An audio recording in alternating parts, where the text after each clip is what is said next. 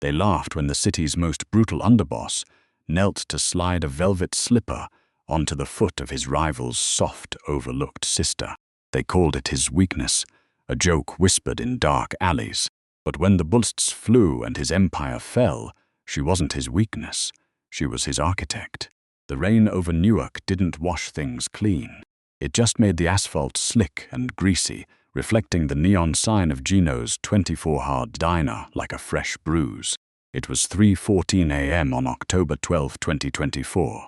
Dominic Rossi sat in the corner booth, his back to the wood-paneled wall, his hand resting inches from the custom Beretta 92 FS tucked beneath his tailored charcoal coat. He was 32, the undisputed head of the Rossi syndicate, a man who had buried his own uncle to secure his throne. Yet looking at him, you wouldn't see a king. You would see a ghost.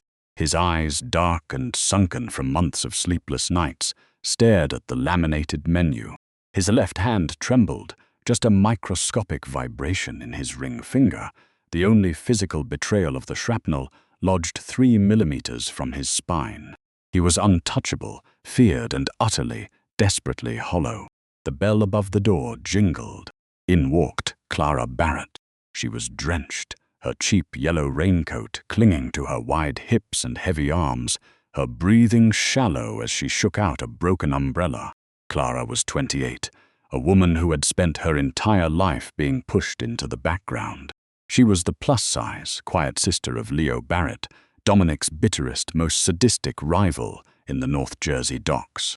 Leo used her as a housekeeper, a punching bag for his verbal cruelty, and an invisible maid to clean up the bloodstains after his late-night interrogations at 1442 MacArthur Boulevard. Tonight, she carried a small, battered leather satchel, her knuckles white around the strap. Dominic didn't move, but his eyes tracked her as she slid into the booth opposite him. They had met like this twice before, always in the dead of night, always under the guise of an impossible truce.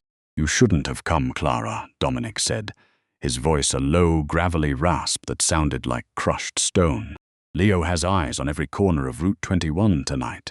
If he finds out you're talking to me, he won't just lock you in that basement again. He'll put you in the river." Clara didn't look away. Her face was round, her cheeks flushed from the autumn chill, but there was a quiet, terrifying stillness in her eyes. "Leo is asleep, Dominic. He drank half a bottle of Macallan 18 and fell out on the leather couch. But that's not why I'm here." She reached into her pocket, her hand shaking so violently she almost dropped the small plastic item she pulled out. It was a cheap blue plastic toy dinosaur, a tiny dirt-caked triceratops. Dominic froze, his breath hitched, a sudden sharp intake of air that rattled in his chest. "Where did you get that?" he whispered, his voice cracking, losing its icy edge. "I found it under the floorboards in Leo's private study," Clara said, her voice dropping to a harsh whisper. "Near the safe where he keeps the ledger for the Port Newark shipments." "Dominic, this belonged to Toby, didn't it?" Toby, Dominic's 6-year-old nephew, who had supposedly drowned in an accidental pool incident at a summer estate in Deal, New Jersey, 3 years ago. The tragedy had broken Dominic's sister, sending her into a permanent psychiatry retreat, and had hardened Dominic into the monster the streets feared today. He had spent $450,000 on private investigators, but they all concluded it was a tragic accident. "Leo told everyone he was in Atlantic City that weekend," Clara continued, her eyes filling with tears that she refused to let fall. "But I clean his boots, Dominic. I remember the red clay on his soles that Monday. The same clay from the lake house in Deal. He didn't just watch Toby drown. He took him." The revelation hit Dominic like a physical blow. The restaurant around him seemed to tilt. The scent of cheap coffee and fried onions faded, replaced by the metallic tang of his own rising fury. His hand gripped the edge of the table so hard the laminate groaned. He had spent 3 years hating himself, hating the world, believing his family's blood was on his own hands for not protecting them. And all along, his sworn enemy had been keeping a trophy. "He's alive, isn't he?" Dominic whispered, the hope in his voice so fragile it was agonizing to hear. "I don't know," Clara breathed, reaching across the table. Her warm, soft hand, rough from years of harsh cleaning chemicals, covered his cold, scarred knuckles. It was a scandalous touch, one that would have gotten them both killed on the spot if a Rossi or Barrett soldier walked through the door. But I found a lease agreement in the safe, an address in Cherry Hill, a private medical facility. Leo has been paying $68,000 a year in cash to a clinic called Meadowbrook Care since 2021, under a fake name. Dominic looked at her hand on his. For the first time in 10 years, he didn't pull away from a human touch. The men in his crew, men like his ruthless Kappa regime, Bobby the Blade Valenti, mocked him behind his back. They whispered about how the great Dominic Rossi was soft, how he spent his private hours driving past the Barrett estate just to catch a glimpse of the fat, useless Barrett sister. They thought he was weak, a man losing his grip, but they didn't understand. Clara was the only person in this blood-soaked city who saw him as a man, not a target or a paycheck. Before Dominic could speak, the diner's front window shattered. A deafening roar of automatic gunfire ripped through the night. Glass exploded inward like a silver waterfall. Dominic's instincts, honed by a lifetime of violence, kicked in instantly. He lunged across the table, throwing his heavy body over Clara's plush frame, slamming her down onto the sticky linoleum floor as bullets shredded the vinyl booths above them. He smelled the sulfur of gunpowder, heard the screech of tires outside, a black Ford Explorer speeding away into the dark. Dominic pushed himself up, his coat ruined, his face bleeding from a flying glass shard. He looked down at Clara. She was trembling, clutching the toy dinosaur to her chest, but she wasn't screaming. "Are you hit?" he demanded, his hands frantically checking her shoulders, her waist, her face. "No," she gasped, her eyes wide. "No, I'm okay." Dominic stood up, pulling her with him, his mind racing. The shooter wasn't Leo's style. Leo would have sent a hit squad to walk in and finish the job. This was a drive-by, a warning, or a setup. He looked out the shattered window and saw a shadow ducking behind a dumpster across the street. It was Toby's old nanny's son, a 12-year-old kid named Leo Jr., who worked as a lookout for the local street crews. The safe house at 74 Orchard Lane was a cramped, damp basement apartment smelling of mildew and old newspapers. It was miles away from the sprawling, marble-clad estate Dominic usually called home. By 6 a.m., the rain had stopped, leaving a cold, grey mist that clung to the brick tenements of Ironbound. Dominic sat on a folding chair, his head in his hands. The news on the small black-and-white television in the corner confirmed his worst fears. 3 of his major warehouses had been hit simultaneously. The police were already calling it an organized mob war, and federal warrants were being drawn up for his arrest based on anonymous tips that could only have come from his internal database. He was ruined. In less than 3 hours, his net worth had plummeted from $80 million to whatever cash he had in his pocket, exactly $12,400. His soldiers were scattering, shifting their allegiances to Leo Barrett to avoid the fallout. Clara stood by the small sink, washing 2 mismatched mugs. Her movements were calm, deliberate. She didn't look like a woman who had just survived an assassination attempt and lost her brother's protection forever. "They're going to hunt you down, Dominic," she said quietly, setting a mug of black coffee in front of him. "Bobby Valenti has already taken over the Newark docks. I saw the text alerts on Leo's backup phone before I left. Leo and Bobby, they made a deal 2 months ago. They're splitting your territory 50-50. Dominic looked up, his eyes bloodshot. "I built that empire from nothing, Clara. I bled for it. My father died in a federal penitentiary so I could have those docks. And now I don't even have enough loyal men to guard this door." He let out a bitter, self-deprecating laugh. "My men mocked me. They said I was distracted by you. They called you my little charity case. And they were right. I let my guard down because of a girl." Clara didn't flinch at the words. She walked over, her heavy steps making the floorboards creak and stood right in front of him. She reached down, took his chin in her hand, and forced him to look up at her. "They mocked you because they are weak men who only understand fear," she said, her voice ringing with a strength he had never heard from her before. "They think power is about how many men you can terrify. But they don't know how to build, Dominic. They only know how to steal. You built an empire once. We can do it again. But this time we do it my way." Dominic stared at her. "Your way, Clara, you're a housekeeper. You don't know anything about the port or the shipping lanes or the shell companies." "I know everything," she interrupted, her voice dropping to a cool, calculated register that sent a shiver down his spine. "For 6 years I have been cleaning Leo's office. I have emptied his trash cans, sorted his mail, and filed his taxes. I know which customs agents at Port Newark take bribes, and I know exactly which shipping containers are never inspected because they carry the seal of a fake charity called the Hope Foundation. I have every account number, every routing code, and every blackmail photo Leo has ever taken memorized, because Leo never looked at me. To him, I was just the fat girl sweeping the floor. I was invisible." She pulled a cheap, spiral-bound notebook from her satchel and laid it on the table. It was filled with neat, cramped handwriting, thousands of lines of numbers, names, dates, and bank routing codes. "This is the real Barrett Empire, Dominic," she said, tapping the cover. "And right now Leo thinks he's won. He's celebrating at the Grand Chateau on Grand Street. He's vulnerable. His guard is down." Dominic's mind, usually so sharp, struggled to keep up with the sheer scale of what she was presenting. She hadn't just been surviving. She had been cataloging. She was a walking treasury of the North Jersey underworld. "We need capital," Dominic said, his tactical mind starting to spark back to life. "Even with this information, we need muscle. We need at least $200,000 just to buy back the loyalty of the union bosses at the docks. Without them, we can't block Leo's shipments." "We don't need 200,000, Clara said, a small, dark smile touching her lips.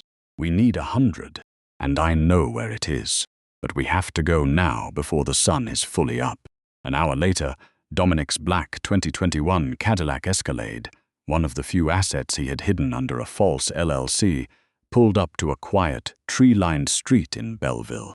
The address was 412 Elm Lane, a modest single-story home with a manicured lawn and a plastic swing set in the front yard.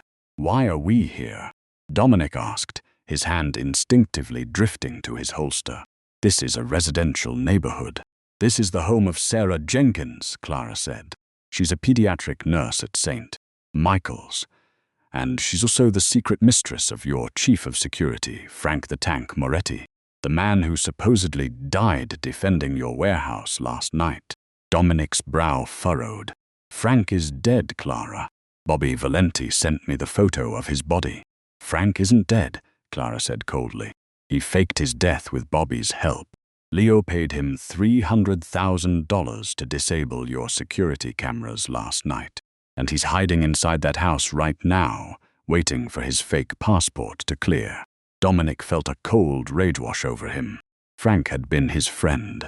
He had stood godfather to Frank's eldest daughter. They got out of the car. Dominic kept his coat wrapped tight, his hood pulled low. Clara walked beside him, her stride confident, her shoulders back. She didn't look like the timid girl from the diner anymore. She looked like a queen marching to her coronation. Dominic kicked the front door open. The wood splintered with a loud crack, and they burst into the warm, carpeted hallway. A woman screamed from the kitchen. Dominic bypassed her, heading straight for the back bedroom, his gun drawn. There, packing a black duffel bag with stacks of $100 bills, was Frank Moretti. He was alive well and dressed in a tracksuit. "Dominic!" Frank gasped, his face turning paper white. He lunged for a drawer, but Dominic fired a single shot. The bullet tore through the wooden headboard of the bed, inches from Frank's ear. Frank froze, his hands flying into the air. "You sold me out for 300 grand, Frank?" Dominic asked, his voice dead, devoid of any anger, which made it 10 times more terrifying. "After 12 years?" "Dominic, please." Bobby said they'd kill my family if I didn't help. The world outside the window of 412 Elm Lane dissolved into a strobe light of flashing red and blue, but it wasn't the police. It was the customized underglow of 3 black Cadillac Escalades, their heavy diesel engines idling with a deep, menacing rumble that shook the window pane. Through the sheer curtains, Dominic saw the passenger doors fly open. 6 men stepped out into the damp morning air, carrying short-barreled Colt submachine guns beneath their heavy overcoats. At the front of the pack was Jimmy the Crow Falcone. He was Bobby Valenti's most loyal executioner, a cold-blooded sociopath who had spent 5 years in Trenton State Prison for a murder he'd committed with a smile. Inside the bedroom, Frank Moretti lay whimpering on the floor, his hands covering his head, while Sarah Jenkins clutched her terrified son, Leo Jr., against the floral wallpaper of the hallway. Dominic checked his Beretta. 7 rounds in the magazine, 1 in the chamber. 8 bullets against 6 men with automatic weapons. It was a suicide mission. His left hand, still vibrating from the shrapnel in his spine, felt like ice. He looked at Clara. Her breath was coming fast, her chest rising and falling beneath her damp yellow raincoat, but her eyes weren't on the windows. They were on the spiral notebook. "We don't fight them," Clara whispered, her voice a sharp, commanding hiss that cut through the panic in the room. "Not here, not like this. Clara, they have the house surrounded," Dominic muttered, his thumb flipping the safety off his weapon. "We don't have a choice. I'm going to draw their fire. When I do, you take the kid and Sarah out through the basement window." "No," Clara said. She didn't just say it. She commanded it. She grabbed the black duffel bag containing Frank's stolen $150,000 and zipped it shut with a violent yank. She reached into her pocket, pulled out her burner phone, and dialed a number from memory. Dominic stared at her as she held the phone to her ear. Outside, the heavy footsteps of the hitman were already crunching across the wet gravel of the driveway. "Jimmy," Clara said into the phone, her voice completely devoid of fear. It was smooth, cold, and dripping with absolute authority. "Don't touch that doorknob." Through the window, Dominic saw Jimmy Falcone stop dead on the front porch, his gloved hand hovering inches from the brass handle. Jimmy slowly pulled his phone from his pocket, his brow furrowed in confusion. "Who the hell is this?" "It's Clara Barrett," she said, her eyes locked on the front door. "If any of your men take another step toward this house, the encrypted hard drive at the safe deposit box inside the TD Bank on Broad Street gets automatically released to the Internal Revenue Service, specifically to Agent Miller. You know him, don't you, Jimmy? He's the one who's been trying to trace the $750,000 that mysteriously vanished from Bobby Valenti's Newark port accounts last March." Silence stretched over the line. Outside, Jimmy's face went completely pale.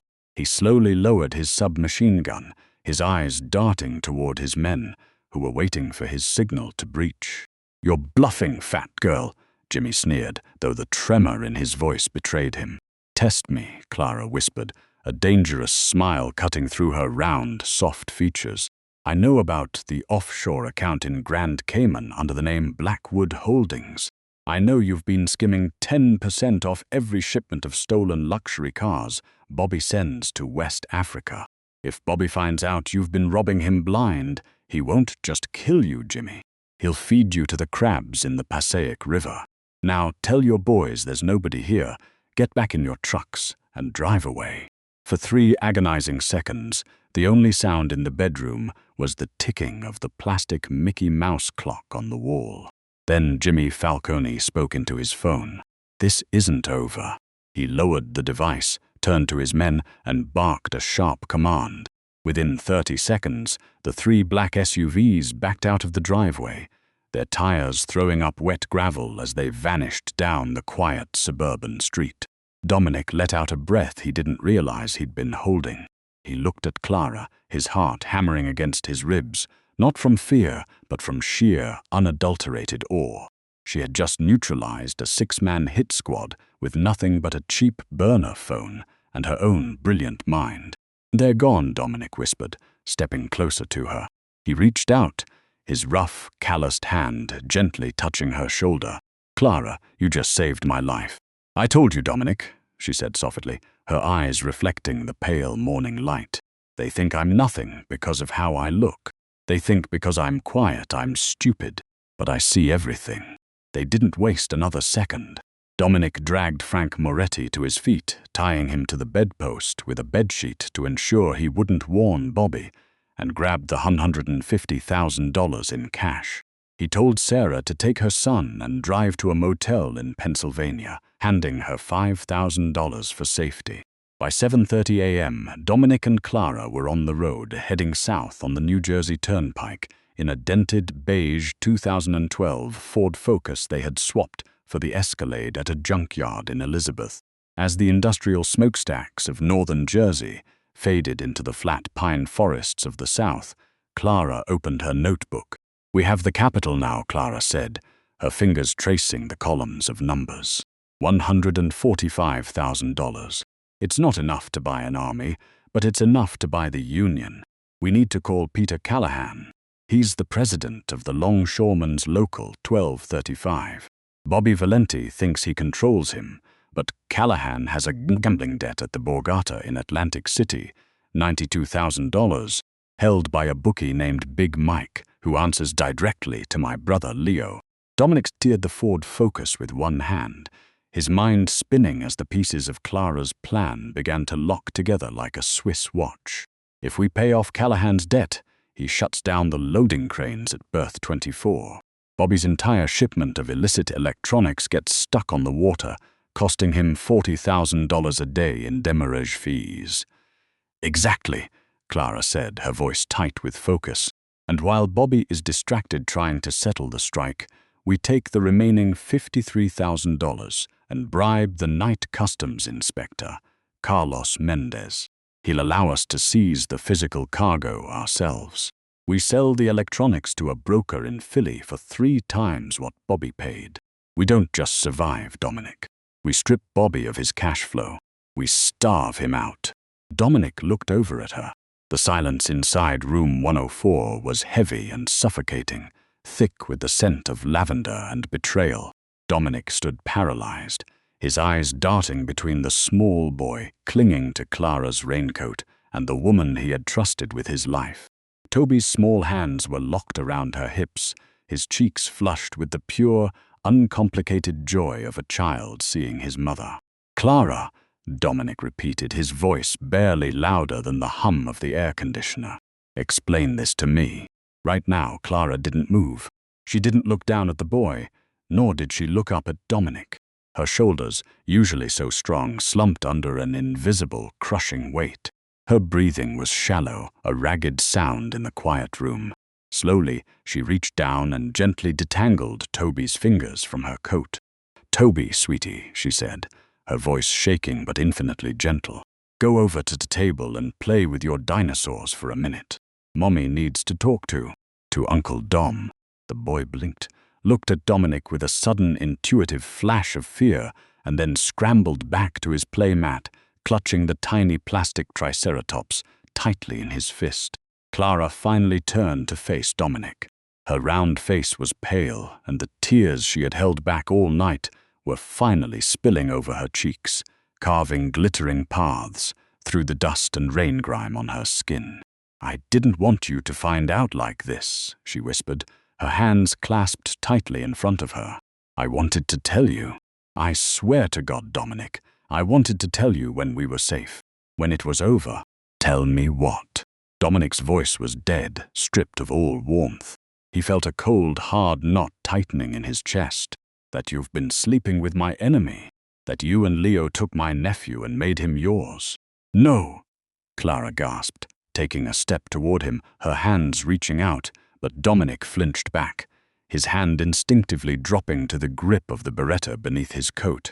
She stopped, her heart breaking at the gesture. "No, Dominic, it's not what you think. Toby is your sister's son, but he is also my son." Dominic's brow furrowed, his mind spinning, trying to force the puzzle pieces together. "What are you talking about? My sister Isabella gave birth to Toby at St. Barnabas Hospital. I was there. Isabella gave birth to a baby boy. Yes, Clara said, her voice dropping to a harsh, desperate whisper. But that baby didn't make it, Dominic. He died 2 hours after birth from a severe congenital heart defect. Isabella was delirious, heavily sedated, and already showing signs of severe postpartum psychosis. Your uncle, the old boss, Salvatore, couldn't let her break. He couldn't let the family see weakness. So he did what the Rossi family always did. He took what he wanted. The room seemed to spin. Dominic felt the floorboards beneath his leather shoes tilt. What did he do, Clara? He bought a baby, Clara wept, her chest heaving. My baby, I was 19, Dominic. I was a poor, unwed girl working the laundry at the hospital. I had no money, no family, nothing. Leo found out I was pregnant and threatened to throw me into the street if I didn't give the baby up. Salvatore paid Leo $80,000 for my newborn son. They told me my baby died at birth. They gave me a fake death certificate and a closed casket. She took a deep, ragged breath, looking over at Toby, who was quietly lining up his plastic toys on the floor. But 3 years ago, I found the real adoption records in Leo's safe, Clara continued, her voice hardening with a mother's fierce protective rage. I found out my boy was alive, that he was living as Toby Rossi. I was going to run to you to tell you the truth. But before I could, Leo found out. He realized he could use the boy as leverage against the Rossis. He staged the drowning in Deal. He made everyone believe Toby was dead so he could snatch him back, keep him in this private clinic, and use him as the ultimate bargaining chip when the time was right. Dominic's hand fell away from his gun. The anger in his chest was suddenly replaced by a hollow, aching sorrow. He looked at Toby, then back at Clara. The resemblance was undeniable, the soft curve of Toby's jaw, the gentle, observant eyes. "So you've been playing me," Dominic whispered, his voice cracking. "All those meetings at the diner, the information about the docks, the warehouse fire. You used me to get to him." "No!" Clara cried, stepping close enough that he could feel the warmth radiating from her body. She grabbed his hands, her grip surprisingly strong, burying her fingers in his cold, scarred knuckles. "I did it to save him, Dominic, and to save you." Leo was going to kill Toby the moment he finalized the deal with Bobby Valenti. They didn't need the leverage anymore. I knew the only man who could stand against Leo, the only man with the sheer, brutal strength to tear this city apart and get my son back, was you. But I couldn't just ask you. You would have killed Leo, and in the crossfire, Toby would have died. I had to orchestrate this. I had to let Bobby burn your empire so we could build a new one, together. A cleaner one where Toby could grow up safe. Dominic stared at her. The sheer, terrifying genius of the woman standing before him was breathtaking. She had manipulated 2 of the most ruthless mafia syndicates in New Jersey, staged a corporate coup from a diner booth, and systematically dismantled his entire life, all to protect her child. She wasn't just a partner. She was the most dangerous strategist he had ever met. And yet, looking into her tear-filled, desperate eyes, he didn't feel anger. He felt a profound, overwhelming sense of peace. For the first time in his life, he wasn't alone in the dark. "You really did all of this?" Dominic asked, a faint, sad smile touching his lips. "Every single bit," Clara whispered, her eyes searching his. "For us." Before Dominic could answer, the glass of the room's window shattered inward. A heavy black tear gas canister bounced across the carpet, spewing a thick, choking white cloud. Toby screamed, dropping his toys and scrambling under the bed. "Dominic!" Clara gasped, coughing violently as the acrid smoke filled her lungs. Dominic's survival instincts took over. He pulled his shirt over his mouth, lunging through the blinding smoke. He grabbed Clara with one arm, pulling her down, while his other hand reached under the bed, scooping up the terrified, crying boy.